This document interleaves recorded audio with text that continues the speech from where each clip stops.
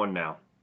If you're new here, please allow me to introduce myself. My name is Will Finley, and I am an independent crime journalist here on 411 now, and I'd like to welcome you. Thank you for joining us today. For all my returning viewers and subscribers and supporters out there, thank you again. I mean it when I say I wouldn't and couldn't do it without you. I thank each and every one of you again for stopping in to check out this video and for your continued support. Thank you very much. From me to you.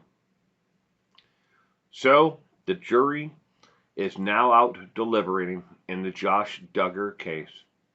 The prosecution wrapped up their case on Monday, dotting every I twice and crossing every T. They've made the case everything that they planned on laying out, everything that they brought up in the pretrial, everything that they said they were going to do, they did it. And they did it damn well. And observed a lot of court cases over the years. It was very interesting to watch this, the federal prosecution in this case, and just how seamlessly they flowed from one witness to another to you could watch it as they're pinpointing the entire thing. They laid out the roadmap of how they were going to convict him all the way through.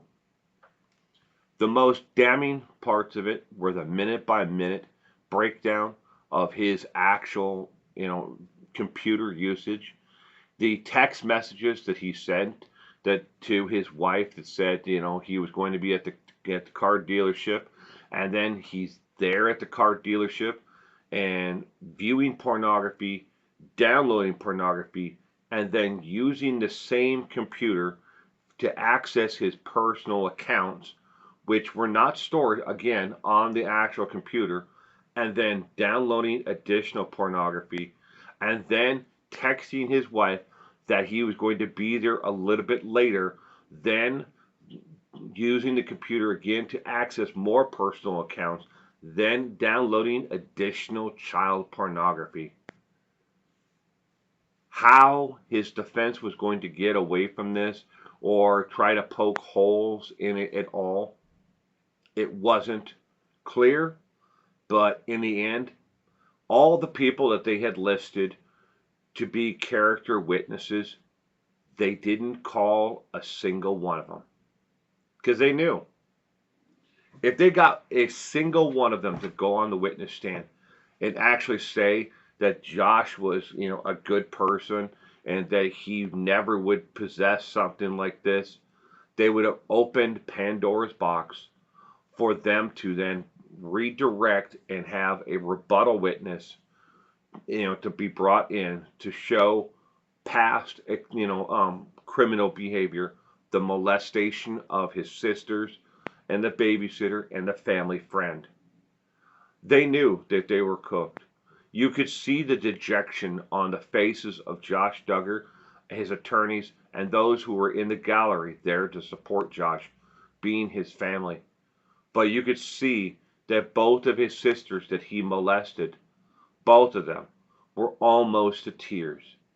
Because, see, in some tiny little way, this is finally the day that they're going to get in court to watch him and have him be prosecuted and sentenced to jail for what he did. The molestation happened. They're never going to prosecute him for that, even though there's an overwhelming amount of evidence to prove that he actually did it. He confessed to multiple people that he did it.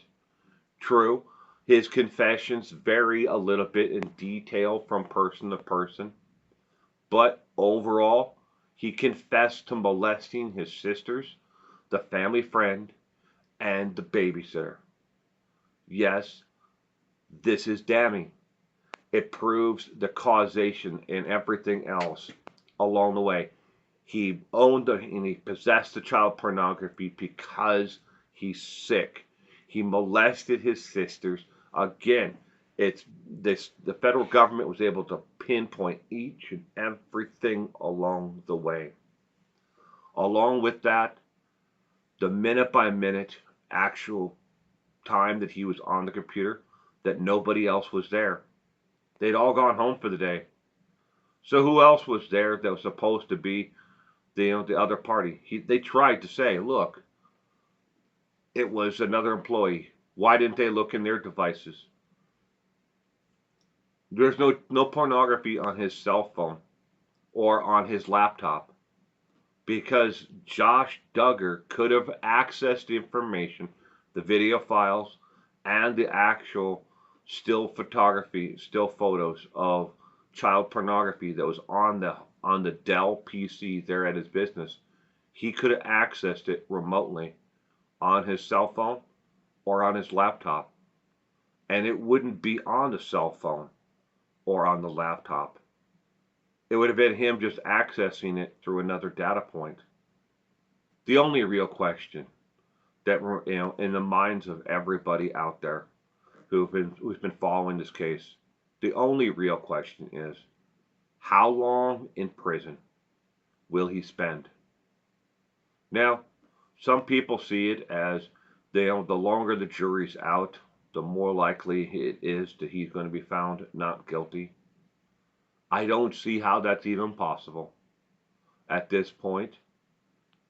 If there's so much damning information out there on him that was brought into the trial, his confession to a family friend of the molestation, the victims sitting there in almost tears, while the jury had to look at them, the still images and pornography that he had, the knowledge that he actually molested not only his sisters but a family friend and a babysitter.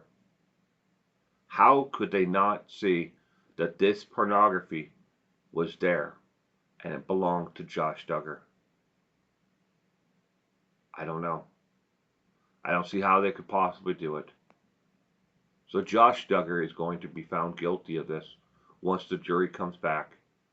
The only question is, how long will he spend in federal prison for what he did?